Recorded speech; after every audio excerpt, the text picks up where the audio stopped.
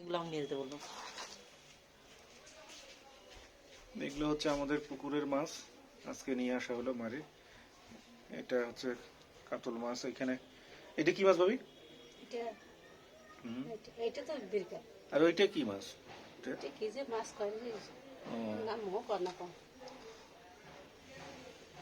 রুই মাছ তো মিরখে বড় হয় না। মিরকা মাছ মনে হয়। মিরখে বড় হয়। মিরকা মাছ এটা। ওই যে তুই এগুলো কাটা বসা কর। কি দিয়ে দিবি ওই শাশুড়ি এখন আছে নিয়ে এখানে।